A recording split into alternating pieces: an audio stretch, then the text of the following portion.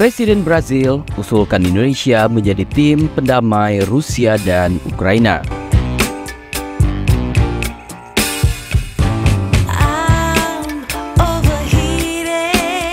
Pertemuan 3 hari antara Presiden Cina Xi Jinping dan Presiden Rusia Vladimir Putin di Moskow telah berakhir. Sebuah pernyataan bersama kedua kepala negara diterbitkan pada hari Rabu 21 Maret 2023. Tidak ada kemajuan di dalam pembahasan isu perang Rusia-Ukraina. Akan tetapi berbagai negara kini mendekati Cina agar semakin aktif mengupayakan perdamaian kedua negara. Salah satunya adalah Brazil. Presiden Brazil Inácio Lula da Silva dijadwalkan akan berkunjung ke Cina pada hari Selasa 28 Maret 2023. Ia akan berada di negeri tirai bambu selama 7 hari. Selain membahas hubungan bilateral antara Brazil dan Cina, agenda kunjungan Lula diperkirakan juga akan membicarakan upaya penghentian perang Ukraina dan Rusia. Sebelumnya, Lula telah menawarkan agar juru damai perang Rusia-Ukraina tidak dipegang oleh satu tokoh dari satu negara saja. Ia mengusulkan juru damai berupa tim yang dibentuk oleh negara-negara berkembang dengan kekuatan penengah yang relatif tidak memihak. Selain Brazil dan Cina, nama-nama negara yang diajukan mencakup Indonesia dan India. Indonesia di bawah Presiden Joko Widodo juga pernah berkunjung ke dua negara yang saat ini sedang berperang. Berbeda dengan Xi yang hanya menyambangi Rusia, kunjungan Presiden Jokowi dilakukan kedua negara sekaligus di Ukraina dan juga Rusia dalam lawatan pada akhir Juni 2022 yang lalu.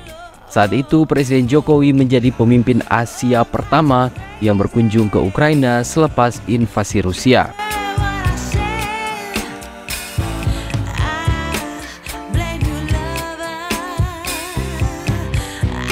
Dengan usulan Presiden Lula tersebut, diharapkan cara ini bisa lebih dipercaya Rusia ataupun Ukraina. Pernyataan bersama antara Putin dan Xi sedikit sekali menyinggung mengenai Ukraina. Isinya adalah Rusia memuji ketidakberpihakan Cina selama operasi militer yang mereka lakukan sejak 24 Februari 2022. Adapun Cina mendorong agar kedua belah pihak mempercepat gencatan senjatanya. Amerika Serikat cepat menanggapi dengan mengatakan bahwa kunjungan Xi ke Rusia itu sebenarnya fokus kepada hubungan bilateral kedua negara. Inisiatif keamanan global yang berisi 12 poin dan mencakup persoalan Ukraina itu hanya hiasan untuk mengesankan seolah-olah Presiden Xi datang mengemban misi sebagai juru damai. Bahkan, belum ada kabar apakah Xi hendak mengatakan pertemuan dengan Presiden Ukraina Volodymyr Zelensky. Padahal, Kiev sudah mengutarakan antusiasmenya atas terlibatnya Cina di dalam percepatan gencatan senjata dan perdamaian Rusia dan Ukraina. Bagaimanapun, Cina tidak netral. Mereka mengakui narasi perang Rusia bahwa Moskow terpaksa menginvasi Ukraina karena kedekatan Kiev dengan NATO. Begitu kata peneliti isu Cina untuk Atlantic Center, David Schulman, kepada Voice of America pada hari Kamis 23 Maret 2023 pada waktu Amerika Serikat. Salah satu hal yang dicermati Amerika bersama sekutunya ialah ketiadaan pengakuan kedaulatan geografis Ukraina di dalam inisiatif Cina, terutama wilayah Crimea, Luhansk, Donetsk, Kherson, dan Zaporizhia yang dicaplok oleh Moskow. Meskipun demikian, hal ini tidak membuat negara-negara lain termasuk Eropa patah arang dan mendekati Cina. Bahkan, Sekretaris Jenderal Perserikatan Bangsa-Bangsa Antonio Guterres mengingatkan para pemimpin Uni Eropa agar terus menjaga hubungan baik dengan Tiongkok.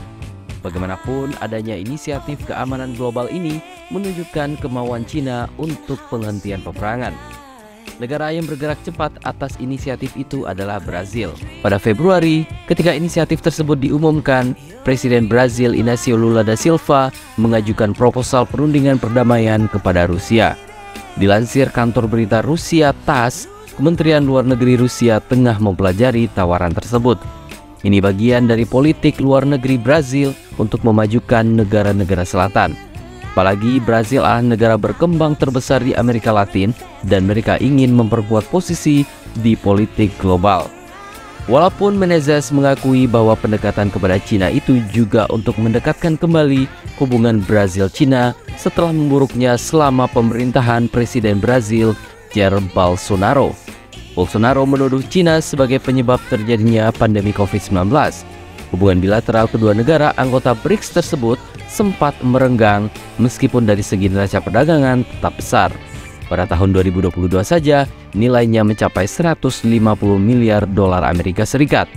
Selain Spanyol, para kepala negara anggota NATO juga dijadwalkan bertemu dengan Presiden Xi di Beijing pada bulan April ini. Menurut rencana, pertemuan itu akan diawali oleh Presiden Prancis Emmanuel Macron, disusul oleh Perdana Menteri Italia Giorgia Meloni dan Wakil Presiden Komisi Eropa Josep Borrell.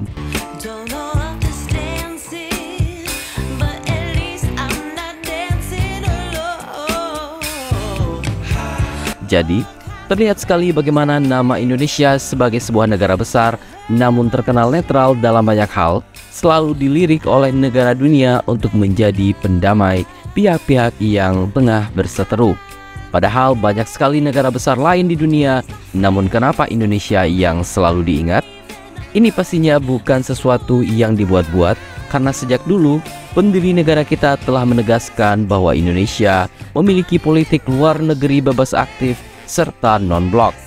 Mungkin tidak ada negara lain yang mampu menandingi politik luar negeri bebas aktif Indonesia ini. Jadi, bagaimana menurut pendapat Anda?